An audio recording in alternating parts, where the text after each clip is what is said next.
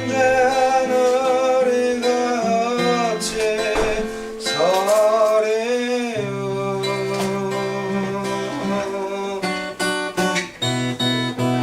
어린 양의 보혈이 깨끗게 하시네.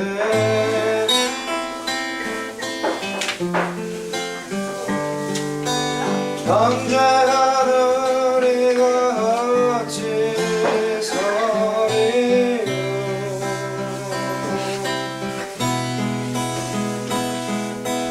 어린 양의 보혈이 깨끗게 하시네.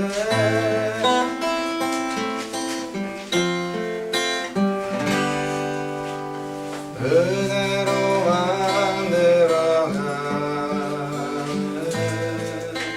은혜로만 성가네. 우리의 노력이 아닌 어린 양의 보혈로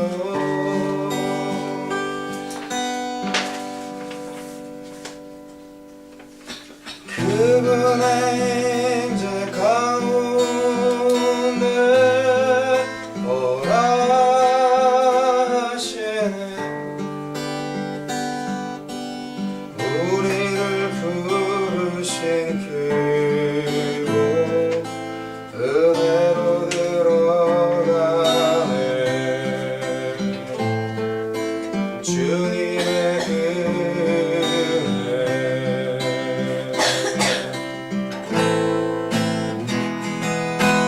언제 하늘이 같이 서리요.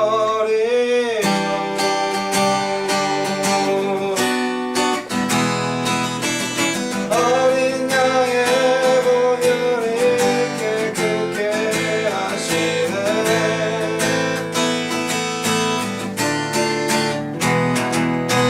언제 하늘이 같이 서리요.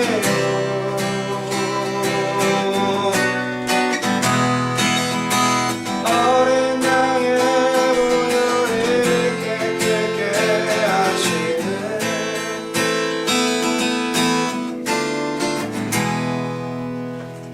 은혜로 만들어가네. 은혜로만 선다네. 우리의 노력이 아닌 어린 양의 보혈로 그분의 임재 가운데 오라 하시네. 우리를 부르신 그곳 은혜로 들어가네. 주님의 은혜, 주님의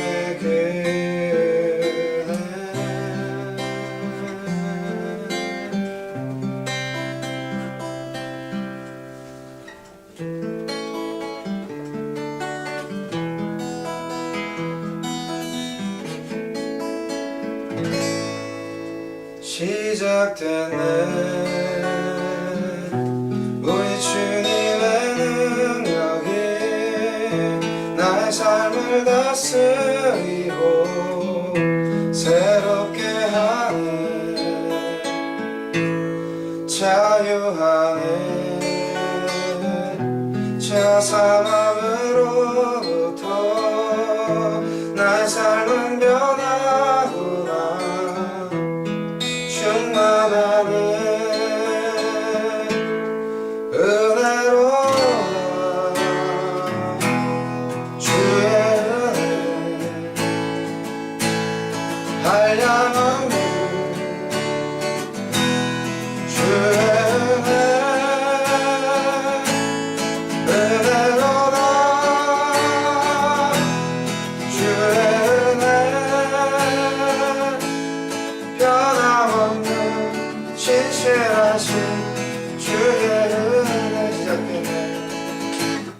시작되는 우리 주님의 능력이 나의 삶을 다스리고 새롭게 하네 자유하네 죄와 사망으로부터 나의 삶은 변화구나 충만하네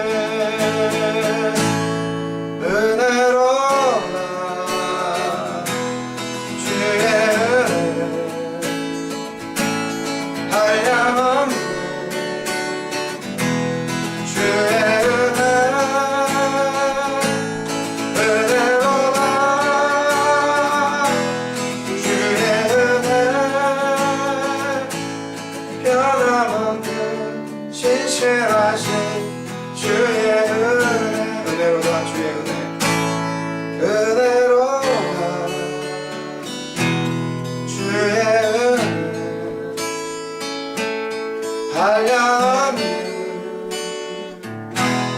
주의 은혜 은혜로다 주의 은혜 변함없는 신실하신 주의 은혜 변함없는 신실하신 주의 은혜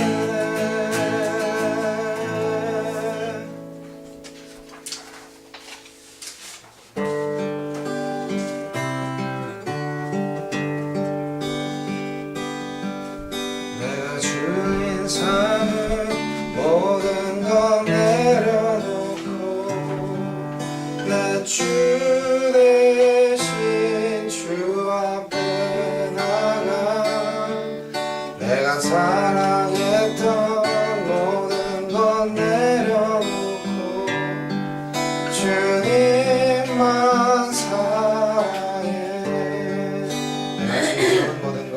내가 주인 삼은 모든 건 내려놓고 내 주 대신 주 앞에 나가 내가 사랑했던 모든 건 내려놓고 주님만 사랑해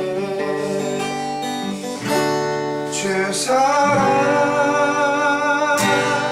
거친 풍랑에도 깊은 바다처럼 나를 잠잠케 주 사랑 내 영혼의 반석 그 사랑 위에 서리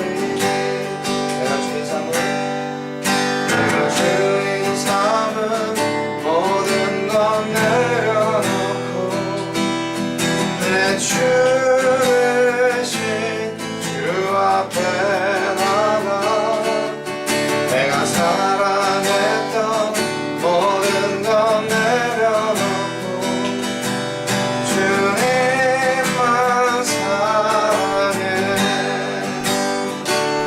주 사랑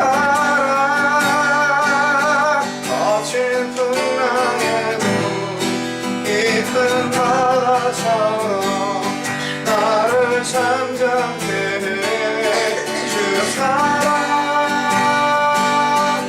내 영혼의 반석 그 사랑 위에 서리 주 사랑 거친 풍랑에도 주 사랑 거친 풍랑에도 깊은 바다처럼 나를 잠잠케 해 주 사랑 내 영혼의 반석 그 사랑 위에 서리 그 사랑 위에 서리 그 사랑 위에 서리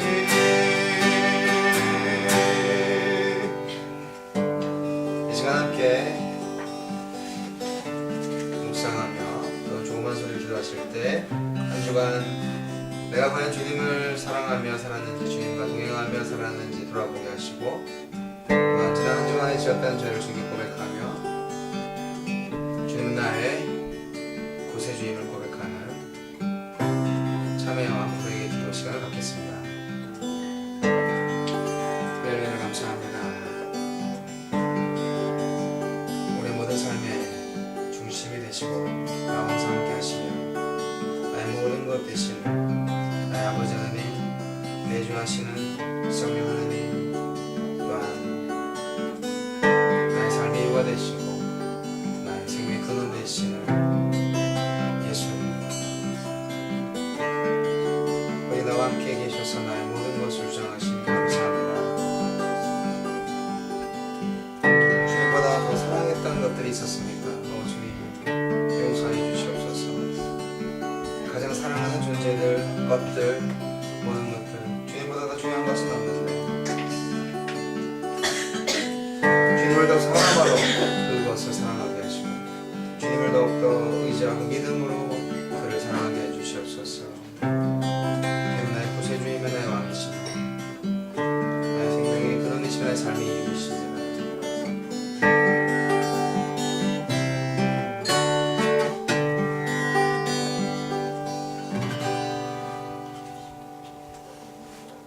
좋으신 하나님 감사합니다.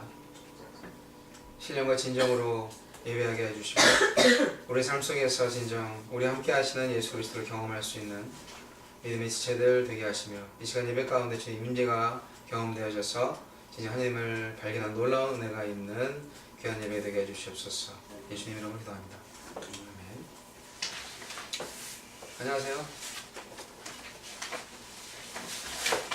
가람증 뭐 아토피? 어때요?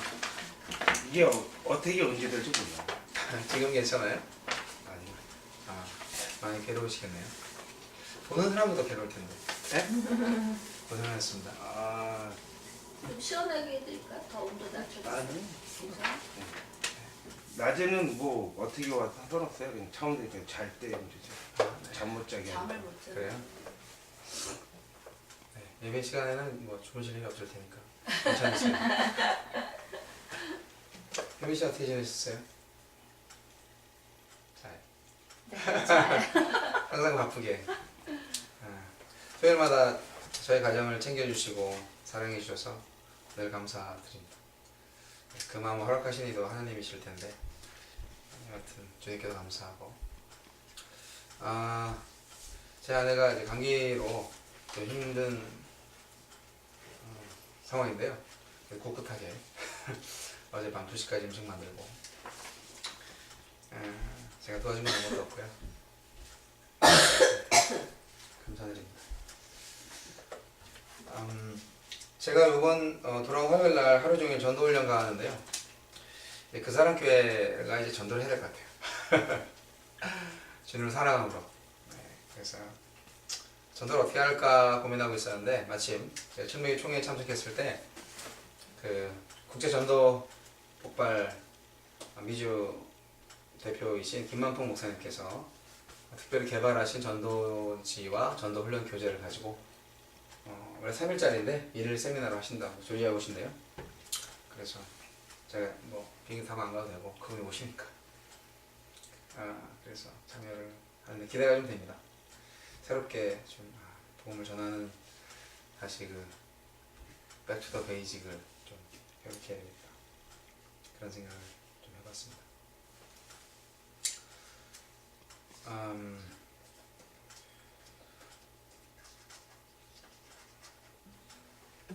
그 아시 찬양은 11시 반으로 제가 옮겼습니다. 그래서 혹시 기도해 주시고 싶은 분은 그 시간에 딱 맞춰서 기도해 주시면 제가 힘이 날 것 같아요. 어제는 여차저차해서 아시를 못 나갔어요. 그게 얼마나 원통한지 제가 그 사단의 자리한테 뺏긴 것 같은 느낌이 들어요. 그리고 뭐 여러 가지 요인들이 있는데 하여간 그 자리가 예배의 자리가 되기를 간절히 바라고요. 5년 동안 지켜온 자리인데 결코 뺏겨서는 안 되겠다는 생각을 다시 한번 해봤습니다. 7, 8월은 매일 성경을 제가 샀습니다. 그냥 제가 아주 강력 권고하는 것입니다. 지난달에는 이제 필요한 분한테 그냥 드리는 적도 있고 그런데요. 제가 이제 홈페이지가 뭐 좀 만들어졌는데 홈페이지든 뭐 페이스북이든 간에 또 이메일이든 간에 그 매일 묵상 자료를 좀 제가 스스로 제가 묵상하는 대로 지금 뭐 새벽 기도회는 하기가 어려우니까 그렇게 해서 좀 성도들과 좀 나누려고 합니다. 좀 성실성이 좀 필요한데 여러분 함께 도와주시면 또 잘 할 수 있으라고 믿어요. 그래서 매일 성경 그 본문에 따라서 할 겁니다. 그러니까 오늘 이제 예배 끝나고 혹시 여러분 필요하시면 부디 필요하시길 바라는데 필요하시면 개인별로 한 권씩 가져가시면 좋겠고 제가 서점에서 가져온 가격이 7불입니다. 할인된 가격입니다. 30%. 그래서 저는 뭐 나중에 돈 생기면 주셔야 되니까 일단 가져가셔서 다음 주에가 이제 다음 주가 7월 달인가요? 아니요. 6월 말인가요? 아직 한 주간 시간이 있네요. 여튼 그렇습니다. 다음 주까지 그러면 배포를 해야 되겠네요. 자,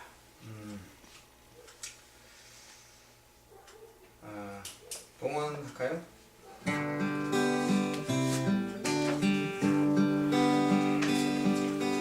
모든 것이 주께로부터 왔으니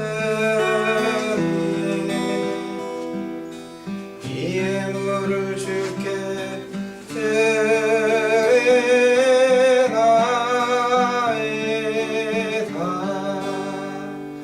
아멘.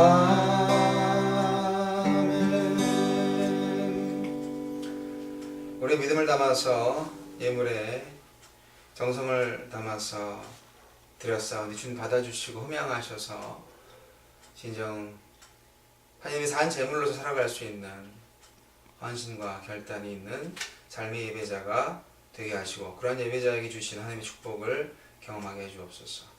예수님 이름으로 기도합니다. 아멘.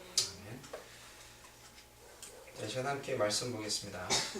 주보 뒤에 있는 요한복음 14장 8절 20절까지 세 번역 성경입니다.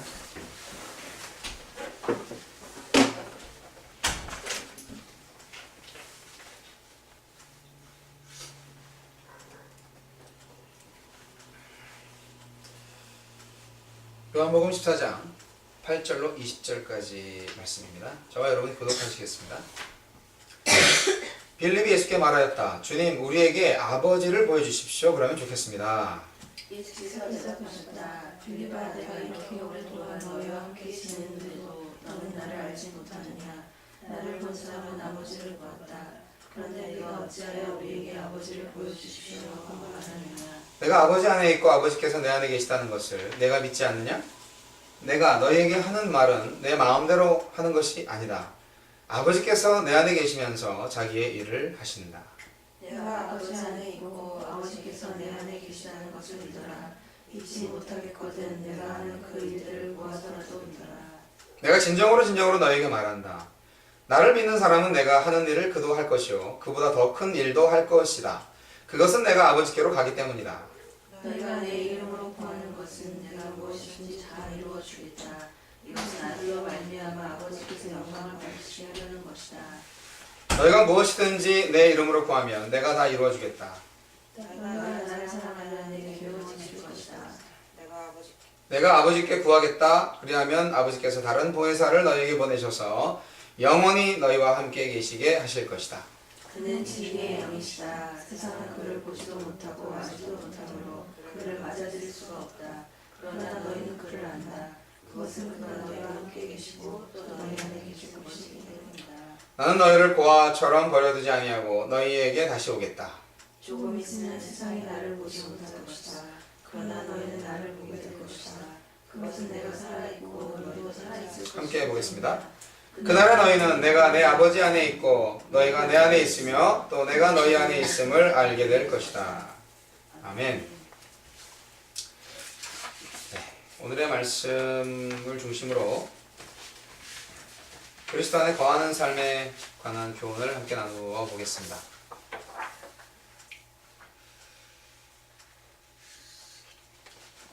중세 시대 때 사람들은 하나님을 숨어 계시는 하나님이라고 그랬습니다. 종교개혁가들은 계시하는 하나님이라고도 배웠죠.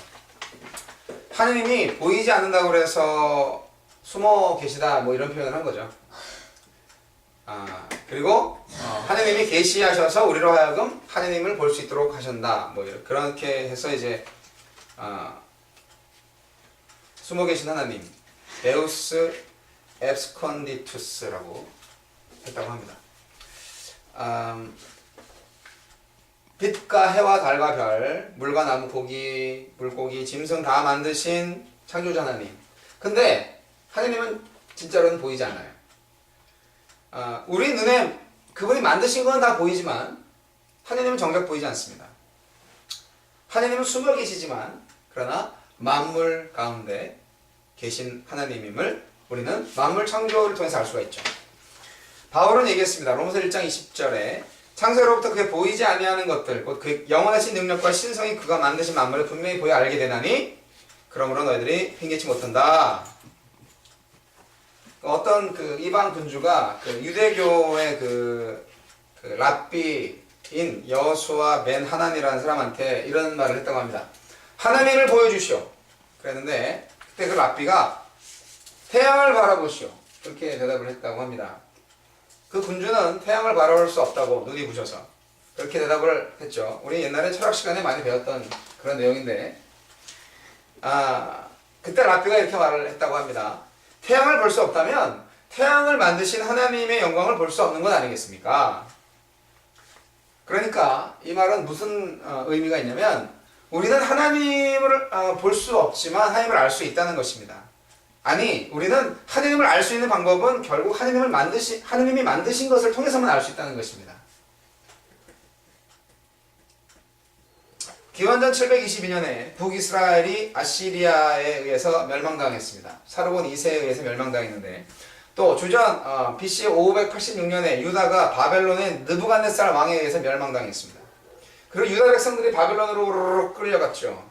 그들은 절망했습니다. 하나님이 어디 계시냐? 정말 우리 옛날에 언제 나온 노래인지 모르겠는데 뭐 철살줄로 두 손 꽁꽁 묶인 채로 뒤돌아보고 또 돌아보고 맨발로 절며 하는 그런 옛날에 우리도 많은 압제를 받았던 그런 애환을 이 이스라엘 백성들이 그때 바벨론 포로로 끌려갈 때 그야말로 정말 철사로 막 귀를 뚫고 막 이렇게 엮어갖고 이렇게 아주 비참하게 포로로 잡혀갔을 때 그때 하나님이 어디 계시냐? 라고 탄식을 했다고 합니다. 그때 이사야가 주는 스스로 숨어 계시는 하나님이다. 그렇게 얘기를 했고 즉 하나님이 계신다는 것을 알았기 때문에 그 이사야의 선포가 그 포로 생활하는 이스라엘 민족들한테 희망을 주었고요. 모든 하나님의 사람에게 기쁨과 용기와 기쁨을 회복하게 하였습니다. 헨리 나우엔이라는 사람이 있습니다. 영성수업이라는 책에서 이런 말을 했습니다. 시편에 나오는 하나님에 대한 의문과 연관지어서 묵상하면서 하나님에 대해서 4가지를 말하고 있는데 헨리 나우엔은 이렇게 말하고 있습니다. 하나님, 첫째, 하나님은 우리와 함께 계시다. 둘째, 하나님은 인격적이시다. 셋째, 하나님은 숨어 계시다. 넷째, 하나님은 우리를 찾고 계신다. 아니, 숨어 계시는 이유가 뭐냐고요? 네, 우리와 함께 계시며 찾으시기 위함이라는 것입니다. 여러분, 엘리야와 함께 하신 하나님을 기억하시죠? 엘리야에게 나타나신 하나님은 웅장한 계획이나 요란한 모습이 아닙니다. 그가 탈진해서 죽기를 자청하고 로뎀나무함에 앉아 있을 때 하나님이 강한 바람이나 지진이나 불 가운데 계시지 않고 어떻게 오셨습니까? 세미한 음성으로 오셨습니다. 세미한 소리 가운데 하나님은 숨어 계시다가 엘리야가 죽겠다고 그러니까 나 여기 있다 그렇게 다가오셨습니다. 하나님은 엘리야한테 엘리야 너 혼자가 아니야. 넌 혼자가 아니야. 그렇게 얘기합니다. 하나님은 다니엘 친구의 사드락 메사 아벤느고와 함께 풀무불 속에 들어갔습니다. 다니엘과 함께 사자굴에 들어갔습니다. 근데 안 보이죠? 보이는 사람한테만 보이고. 그렇잖아요? 그러니까 사람들한테는, 믿지 않는 사람들한테는 숨어 계시는 하나님이신 거예요.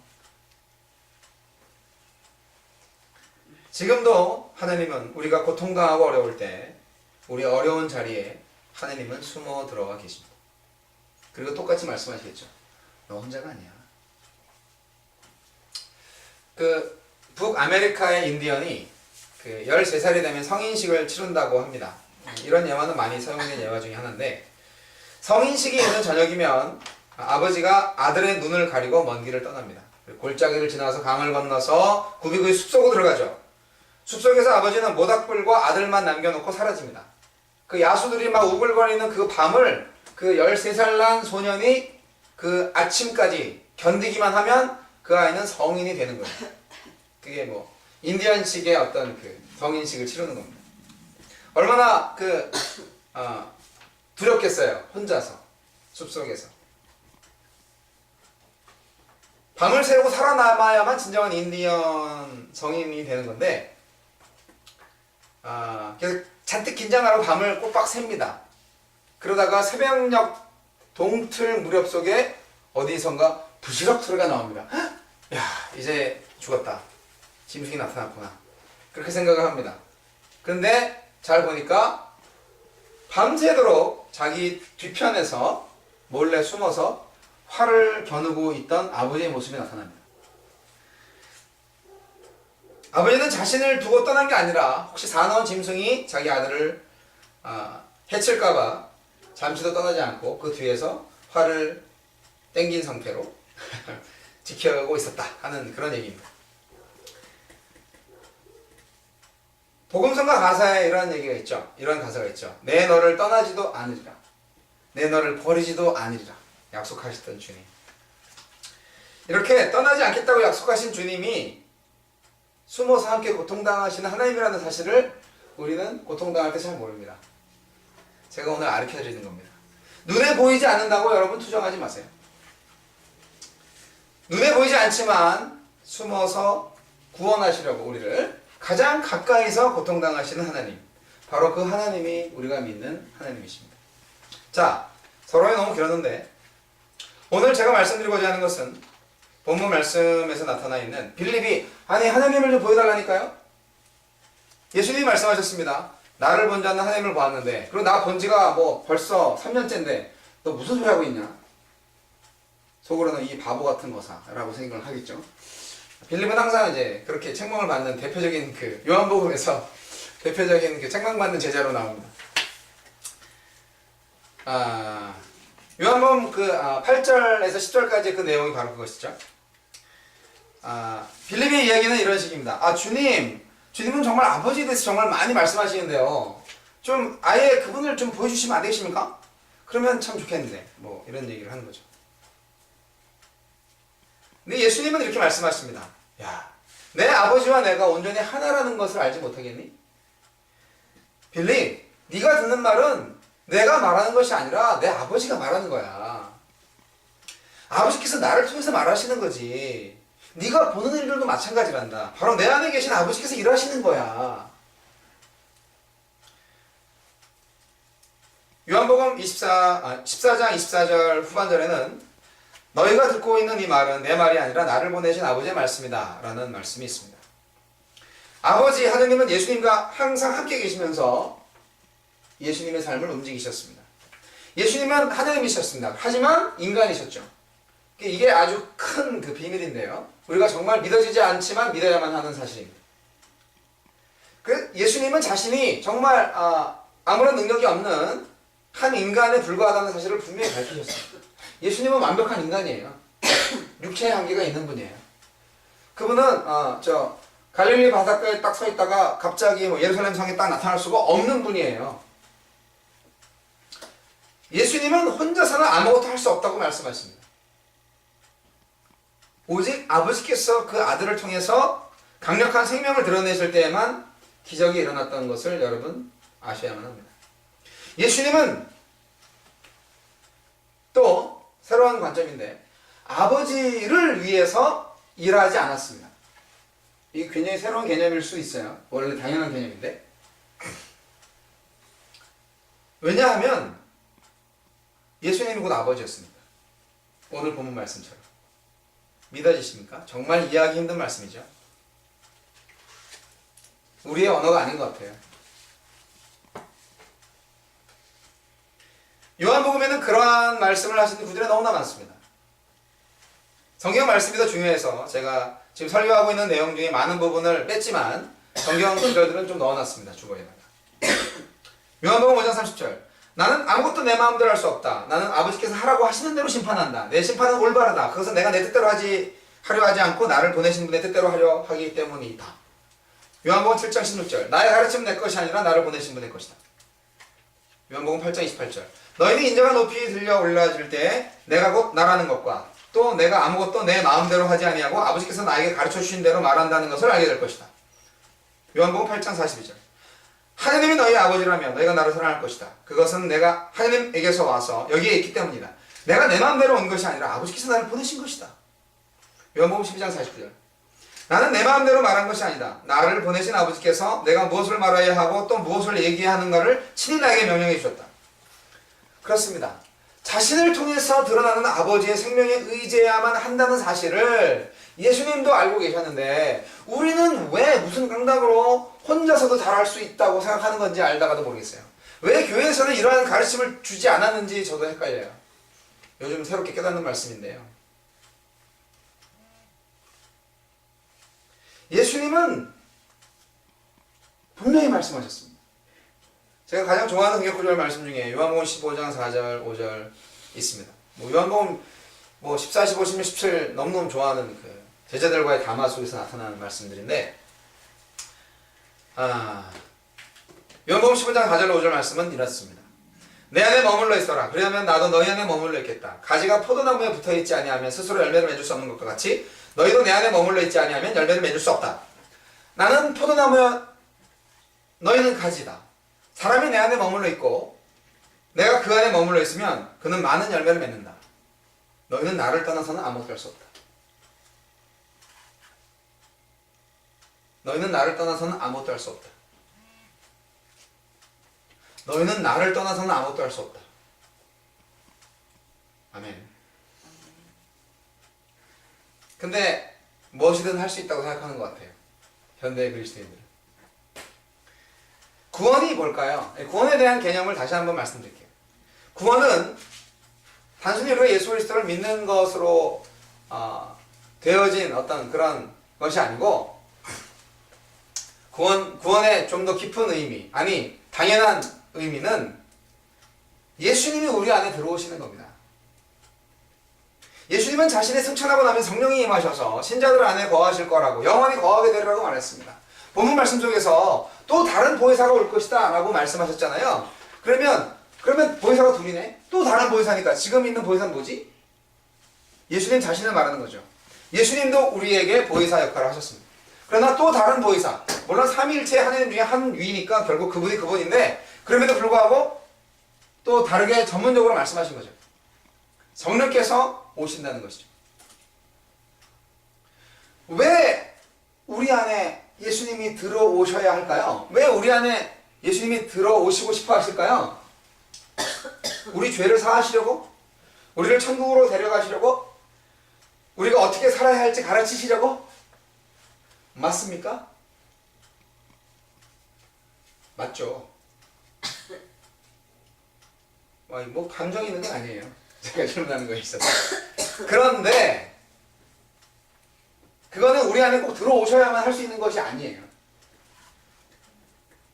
우리 안에 들어오셔야만 하는 그 이유가 있어요.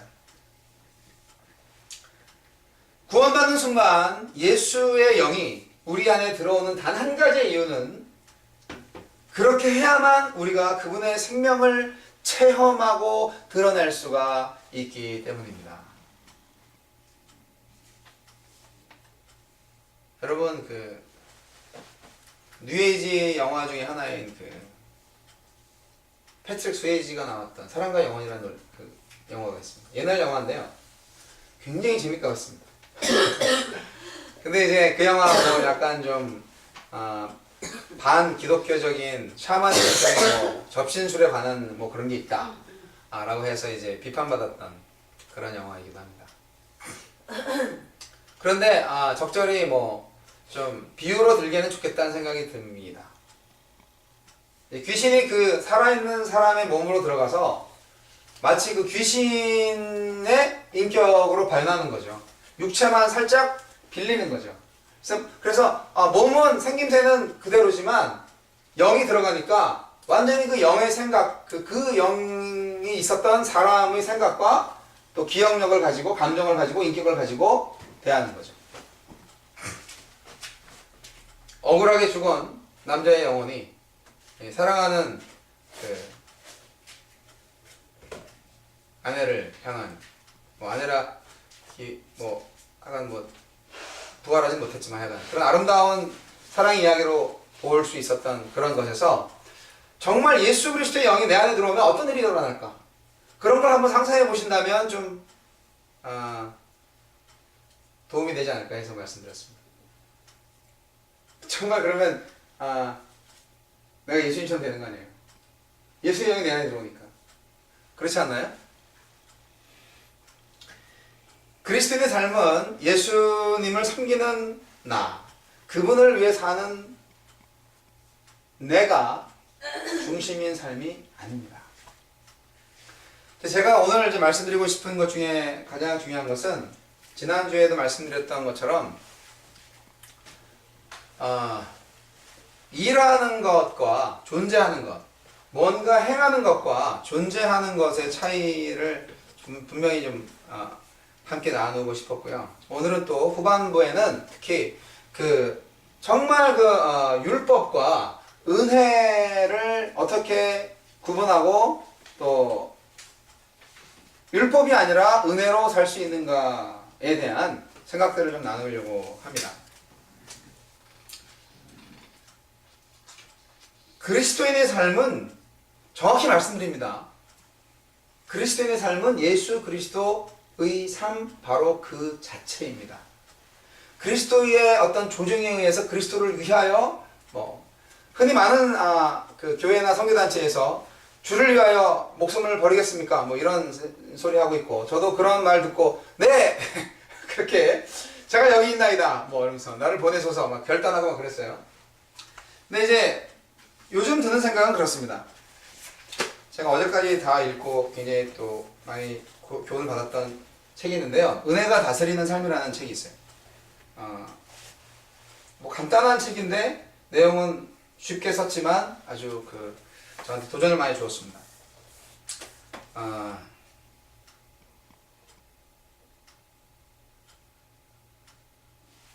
제목이 좀 이상했죠. 은혜가 다스리는 삶? 이게 무슨 의미지? 하나님이 다스리는 삶, 뭐 이런 거 있을 수 있잖아요. 근데 은혜라는 말로 이걸 바꿨습니다.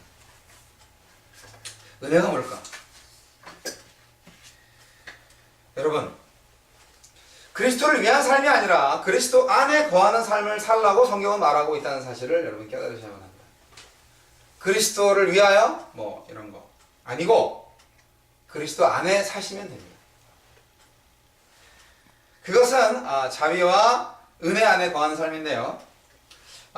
자비와 은혜에 대해서 좀 생각을 해보겠습니다. 자비와 은혜가 뭘까요?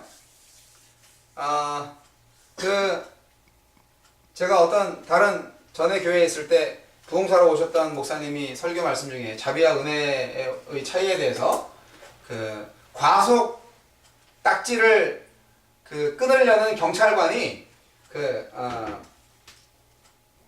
저 자비를 베풀어 주세요.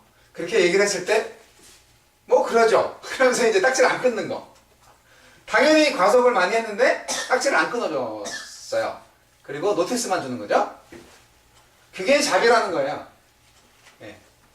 근데 그 내용이 이 책에 나와요. 그리고 은혜는 뭐냐? 은혜는 뭐냐면 그 경찰관이 오늘 좋은 날 좋은데 가시는군요 하면서 자기 지갑을 열어서 예를 들어서 뭐 과속 스티커에 해당하는 그런 뭐 금액 뭐 100불이나 200불 정도를 딱 주면서 편히 가시라고. 실제로 그런 일은 일어나지 않죠. 네, 근데 그것이 은혜인 거예요. 은혜가 뭔지 좀 헷갈리시죠? 자비와 은혜의 차이를 더 살펴보겠습니다. 자비는 이삭의 심장에서 칼을 거두어 들이며 은혜는 수풀에 있는 숫양을 제공하는 것입니다. 그렇게 써놨습니다. 내가 한 말은 아니고. 자, 자비는 탕자를 용서하려고 달려가는 것인데 은혜는 좋은 옷과 반지와 살찐 송아지로 잔치를 베푸는 것입니다.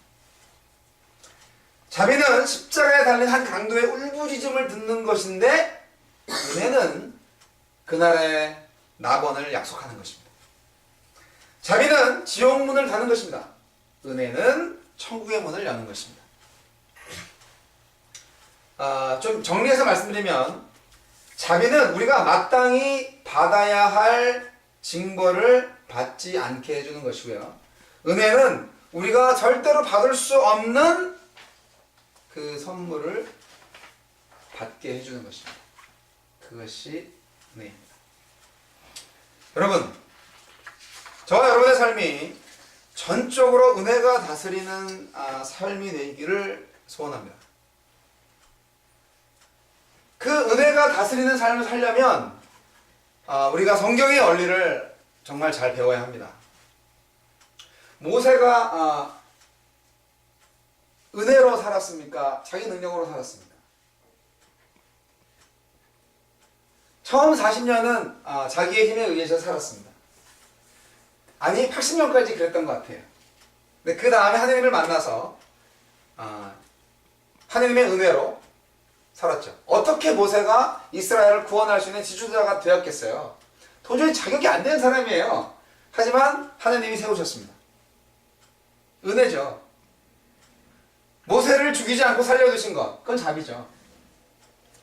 근데 그 은혜 가운데에서 모세는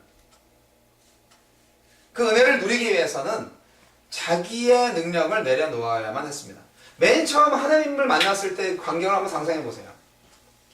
영광의 40년 그리고 비참한 40년 후에 그 하나님을 만났는데 모세가 남아 있었던 게 뭐죠? 이제는 뭐 양치는 그런 법밖에 남아 있는 게 없어요. 뭐 할 수 있는 게 아무것도 없어요. 나이도 많고.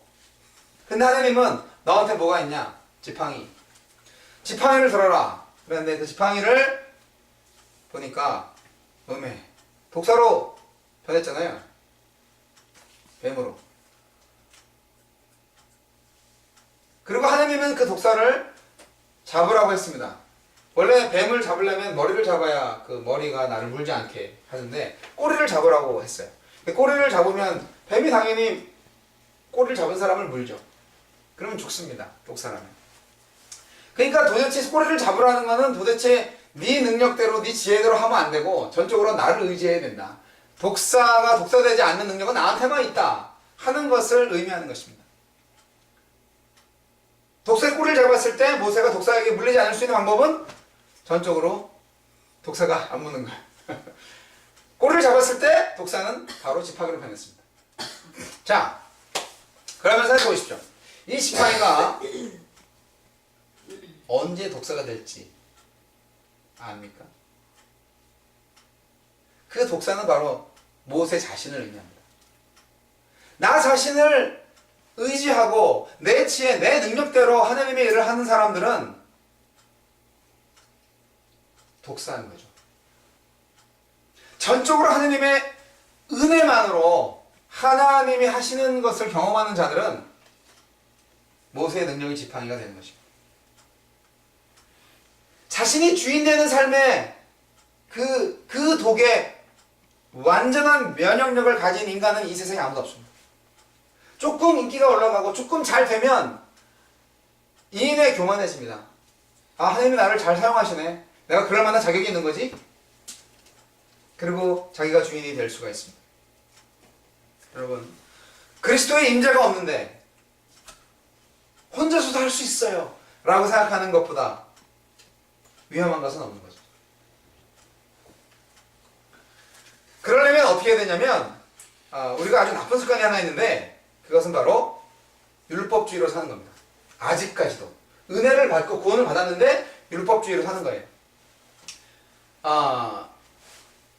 여러분 영적인 간음이라는 얘기를 들어봤을 겁니다. 우리가 태어날 때 이미 율법과 결혼한 상태로 태어납니다. 율법은 완벽한 배우자입니다. 율법은 우리가 규정을 어기기만 하면 즉시 지적하고 오로지 정죄와 죽음으로서만 대합니다. 아주 정확합니다. 근데 율법은 죽지도 않아요. 남자와 여자가 이렇게 사는데 부부로 산다고 가정을 하면 그 남편이 죽지도 않았는데 그 여자가 다른 남자하고 자면 간음이 되잖아요. 근데 남자가 죽으면 이제 그제서야 자유롭게 될 수 있죠. 근데 율법은 안 죽어. 그래서 도저히 자유롭게 될 수가 없어요, 우리가. 선하게 살아야 된다, 뭐 이래야 된다, 저래야 된다, 이런 거죠. 율법은 죄를 깨닫게 해주는 역할은 합니다. 죄인들에게는 정말 필요한 것입니다. 근데 율법은 그 이상은 아닙니다. 그래서 율법을 죽여야 되는데 율법은 죽지 않아요. 그래가지고 정말 자유하게 하려면 어떻게 되느냐? 어떻게 해야 되죠? 남편이 안 죽으면 내가 죽어야지. 그런 거예요. 이해되세요? 그러면 진정한 자유가 오죠. 얘기가 이상한 데로 가고 있습니다, 지금. 자유하기 위해서 죽음을, 자유가 아니면 죽음을 달라, 뭐 그런 얘기 하는 게 아니고요. 하느님이 그렇게 했어요, 여러분. 하느님은 십자가에 못 박힌 예수 그리스도 안에 나를 두셨습니다. 율법과 결혼한 나는 바로 그곳에서 예수와 함께 죽은 거예요. 할렐루야. 예수와 함께 하나가 되지 않으면 죽을 수가 없어요. 그러니까 예수님이 내 안에 들어오시는 거예요. 제가 말한 게 아니고 바울이 성경을 통하여서 말합니다. 물 하나님의 말씀이죠. 바울을 통해서 말씀하지. 로마서 10장 4절. 나의 형제자매 여러분, 그러므로 여러분도 그리스도의 몸으로 말미암아 율법에 대해서는 죽임을 당했습니다. 그래서 여러분은 다른 분, 곧 죽은 사람들 가운데서 살아나신 그분에게 속하게 되었습니다. 그것은 우리가 하나님을 위해서 열매를 맺게 하기 위함입니다. 와우. 우리는 예수 그리스도와 함께 죽었다가 다시 살아났습니다. 죽었어요. 죽어서 이제 율법에서는 자유롭게 됐어요. 근데 죽음의 상태로 가면은 그건 너무 억울한 거죠. 그건 너무 무의미한 거예요. 그래서 예수님 부활하신 거예요. 그래서 부활의 종교인 거예요, 기독교가. 우리는 죽었다고 했기 때문에 새로운 피조물입니다. 율법하고는 완전히 이혼 자체가 아니라 내가 죽었기 때문에 완전히 분리됐어요. 예수 그리스도가 결혼한 거예요. 한 몸 된 거예요. 새로운 피조물이 되었어요. 이전 것이 지나갔어요. 보라, 새 것이 되었도다. 이 새로운 결혼 관계에서의 우리의 삶은 아주 간단합니다. 그냥 예수님의 사랑을 받아들이기만 하면 됩니다. 예수님 말씀하시죠. 우리들한테 사랑한다. 네, 저도 사랑해요. 근데 주님 사랑하시는데 제가 뭐 하면 되죠? 사랑한다. 나의 사랑을 받아들이면 된다고. 예, 알겠습니다. 주님 사랑을 정말 받아들이겠습니다. 그 다음에 제가 뭘 어떻게 해야 되는 거죠? 자꾸 그렇게 물어봅니다. 내가 널 사랑한다니까. 예수님은 바로 그것만을 원하십니다. 자꾸 우리는 뭔가 하려고 그래. 뭔가 해야 사랑하는 것처럼 생각을 해요. 하나님이 사람을 구원하신 목적은 우리가 유일하신 참 하나님과 하나님이 보내신 예수 그리스도를 알게 하는 데 있습니다. That's it. 요한복음 17장 3절 말씀입니다. 그러면 하지 않아도 되나요? 그런 얘기를 한 것은 아닙니다. 끝까지 들어보시면 우리가 순종과 복종의 차이를 좀 이해할 필요가 있습니다. 여러분은 신앙생활을 복종으로 하시나요? 순종으로 하시나요? 이 말은 억지로 하시나요? 기쁨으로 하시나요? 이런 얘기예요. 여러분은 선택입니다. 네. 불안에 떨면서 6월절 날 출애굽 때 맨 마지막 10번째 재앙 때 정말 불안에 떨면서 이거 해야 돼 말아야 돼 꼭 해야 돼 하면서 양의 피를 문설주에 양의 피를 발라놓고 밤새 우리도 죽는 거 아니야 오들오들 떨고 있는 사람과 그렇게 문설주에 양의 피를 발라놓고 내일은 우리 탈출의 날이야. 우리의 날이야. 그러면서 밤새 파티한 사람과 어느 쪽이 구원받겠습니까? 둘 다 구원받죠. 어쨌든 발랐으니까. 하나님의 죽음의 천사는 양의 피만 보고 넘어가니까. 예수 그리스도의 피만 보고 넘어가니까. 구원받죠. 문제는 우리가 살아있으면서 구원의 확신을 가지면서도 기쁨을 누리지 못하는 것은 우리의 책임일 수 있어요. 그래서 하나님은 우리와 함께 하시고 우리 안에 거하시길 원하시는 겁니다. 근데 문제는 우리가 예수님과 결혼하고 나서도 자꾸 옛날 애인한테 가. 율법한테 간다고. 뭔가 좀 규정이 필요하지 않을까요? 신앙생활 하려면 뭔가 좀 뭐 해야 되지 않나요? 예배 시간 듣지 말아야 되고 뭐 여러 가지 규정들이 있는데 성경도 1년에 한 번에 읽어야 될 것 같은데 뭐 이런 생각 하지 않으세요? 그런 식으로 가르치니까 그렇게 배웠죠. 정말 열정적인 사역자들은 이렇게 하는 경우가 많습니다. 전도 전략을 자꾸 바꿔요. 그래서 어떤 사람을 전도해갖고 당신이 구원받기 위해서는 아무것도 할 필요가 없습니다. 그냥 은혜입니다. 그냥 믿음으로 예수님을 받아들이기만 하면 됩니다. 그렇게 그냥 얘기합니다. 그래서 그 사람이 예수를 믿고 구주를 영접합니다. 그러면 그 다음부터 신앙 성장은 하면서 이제 성숙하기 위해서는 어린아이를 쓰면 안 된다고. 성숙하기 위해서는 노력해야 된다고. 그러면서 자 새벽 예배 몇 시입니다. 뭐 수요 예배, 금요 예배, 주일 예배 몇 시입니다. 네, 성경 구절 한 주에 하나씩 외우면 좋고요. 제자훈련 성공부 시리즈 화요일날 저녁때 목요일날 저녁때 있고요. 그리고 제가 11조 얘기는 했나요? 그러면서 그렇게 얘기를 합니다. 아주 황당하죠. 황당할 수가 없는 사람들도 있습니다. 왜냐하면 율법에 능한 사람들은 그러려니 해요. 예. 근데 그것은 하나님이 원하시는 것이 아닙니다.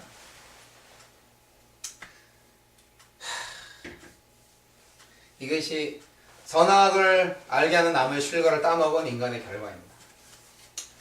아담은 선악과를 준 하와한테 막 화를 낼 수 있습니다. 아휴, 당신 때문에 내가 죄를 졌어. 얼마나 하나님한테 혼났는지 알아? 꺼져버려. 당신하고 못 살겠어. 하와는 너무나 눈물을 흘리면서 어떻게 그럴 수가 있냐고. 당신을 사랑해서 줬는데 뭐 그런 식으로 얘기를 합니다.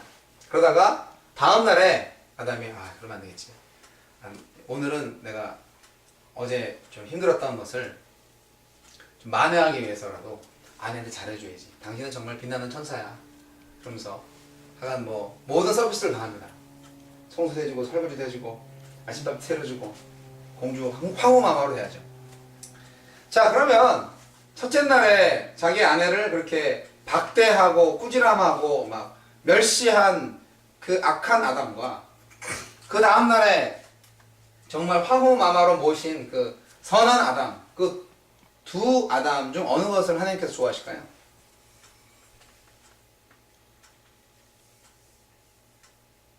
이 질문에는 함정이 있죠. 둘 다 안 좋아하세요. 선악을 알게 하는 나무의 실과에는 악을 하게 만드는 요소도 있지만 선을 하게 하는 요소도 있어요. 그게 율법나무였던 거예요. 뭐가 선이고 뭐가 악인지를 알게 된 거죠. 그러니까 판단이 서는 거예요. 정죄할 수 있는 거예요. 그 나무의 열과를 먹으면 안 됐던 거예요. 하나님은 생명나무, 즉 예수 그리스도와 같은 생명나무, 생명과 함께 영원히 살기를 바랬어요. 아담과 하와가. 하지만 그들은 불순종했죠.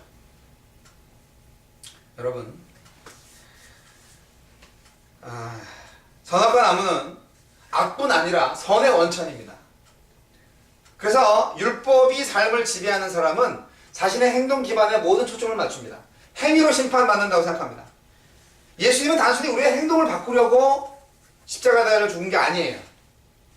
우리로 하여금 생명을 얻게 하고 더 풍성히 얻게 하려고 그랬습니다. 선한 일만 해서는 기쁨이 오지 않습니다. 은혜가 지배하는 삶,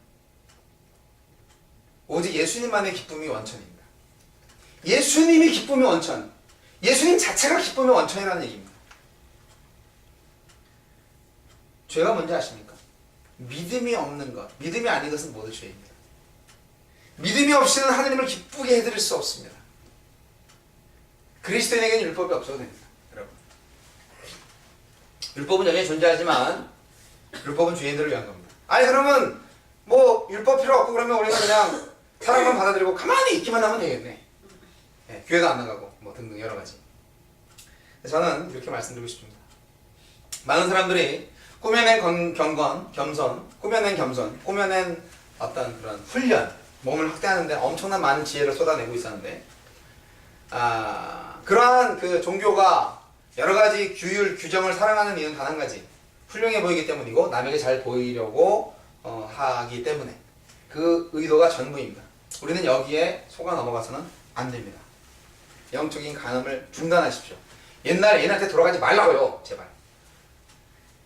율법주의자들은 모든 규정을 지킨다는 이유로 다른 사람들과의 관계에서 자신이 거머쥐게 되는 특별한 위상을 즐깁니다. 이것은 교만하는 것입니다. 오늘날 많은 교회가 이런 죄를 저지르고 있습니다.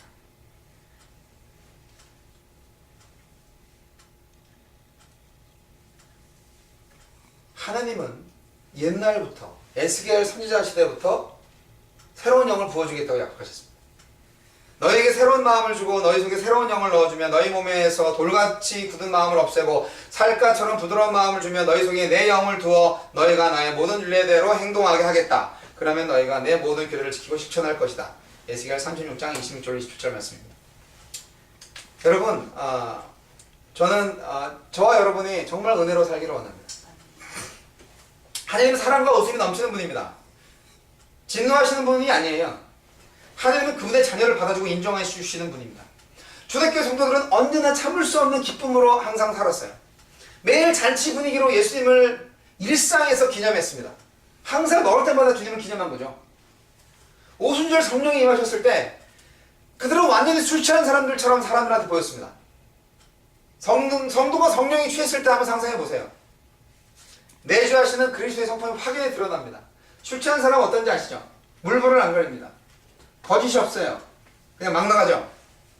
남 눈치 안 봅니다. 우리는 성령이 취한 사람이 되어야 합니다. 성령이 충만한 사람이 되어야 합니다. 마음껏 그리스도의 기쁨을 드러내세요. 왜 남의 눈치 보면서, 불신자 눈치 보고 신자 눈치 보면서 우리가 그러한 기쁨을 자꾸 쪼그라뜨리는지 모르겠어요. 제가 드리고자 하는 말씀의 핵심은 저와 여러분 안에 예수의 영이 충만하면 우리는 저절로 하나님의 일을 하게 됩니다. 왜냐하면 하나님이니까. 예를 들어 생각해 보세요. 우리 지민의 몸속에 모차르트의 영이 들어갔다고 생각해 보세요. 그러면 지니가 피아노를 안 치고는 못 배길걸요, 아마. 작곡을 하지 않고는 못 배길걸요? 그렇지 않습니까? 모차르트의 영이 충만한데. 현이한테 피카소의 영이 들어갔다고 생각해 보세요. 붓을 잡지 않고는 못 견딜 거예요. 삶 속에서. 그렇지 않겠습니까? 저와 여러분 안에 예수의 영이 들어간다면 와우, 우리가 예수 그리스도처럼 살지 않고는 못 배길 겁니다.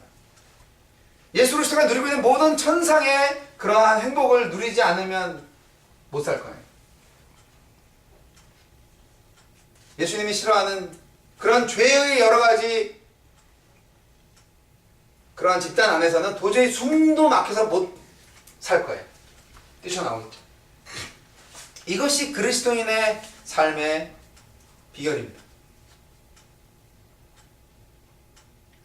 이게 우리 신약시대를 살아가는 우리 성도들의 특권입니다. 구약시대에는 하나님을 막 시내산에서 잠깐 떨기나무 불꽃에서 잠깐 보고 막 그랬어요. 예, 잠깐 오셨다 가시고 막 그랬어요. 그런 만남을 통해서도 사람이 완전히 변했어요. 근데 지금 어때요? 완전히 하늘나라의 곳간이 완전히 그냥 활짝 열렸어요. 예수 그리스도 십자가에 죽으셨을 때 하늘나라의 은행 창고의 금고문이 활짝 열려가지고 예수 그리스도와 함께 된 모든 사람들한테는 자동으로 어카운트가 만들어졌어. 그래가지고 그 금고 안에 있는 모든 금은보가 완전히 쏟아진 거예요. 하나님을 영접하는 모든 사람 위에 하나님의 영광이 부어졌습니다. 성령의 기름 부으심이 있게 되었습니다.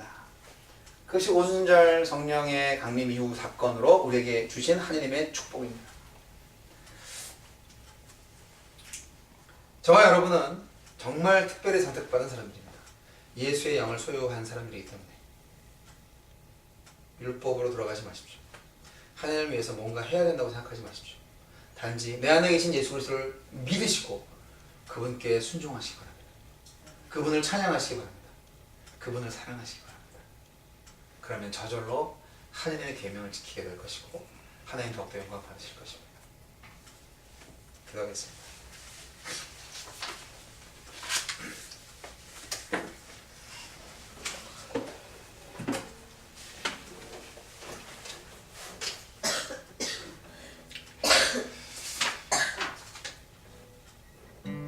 이 시간 함께 잠시 합심해서 기도하실 때 내가 진정 그리스도를 위해서 살려고 했는지 아니면 그리스도 안에 거하는 삶을 살려고 했는지 돌아보게 하시고 진정 율법에서 벗어나 은혜가 다스리는 삶을 살게 해 주시옵소서. 결단의 기도를 함께 드리시겠습니다. 예배를 감사합니다. 예수의 영이 우리 구원받으였는데 우리가 아직도 불신앙으로 주님의 영에 의지하지 아니하고 주님을 믿지 아니하고 주님의 은혜를 구하지 아니하고 인간의 죄를 구하고 사람의 죄를 구하고 하나님의 존재를 부정히 계속 사는지 주님 용서해 주시옵소서.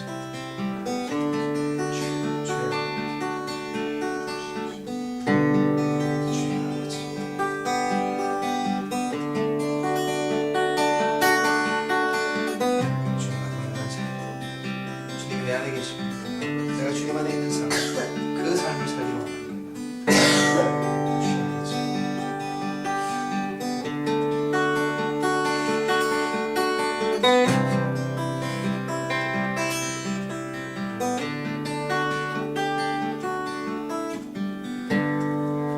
좋으신 하나님 감사합니다. 은혜 안에 거하는 삶이 어떤 것인지 그리스도 안에 거하는 삶이 어떤 것인지 알게 하심을 감사합니다. 오직 하나님을 사랑하게 하시고 오직 은혜로 살게 해 주옵소서. 예수님 이름으로 기도합니다. 찬양하실까요? 나를 위하여 십자가의 중앙 고통을 하고 있어 대신 죽은 주 예수의 사랑을 하시면서 보배로운 피를 흘려 불주에서 구속함을 받은 이와 같이 찬양합니다. 날 위하여 십자가에 중한 고통 받으사 대신 죽은 주 예수의 사랑하신 은혜여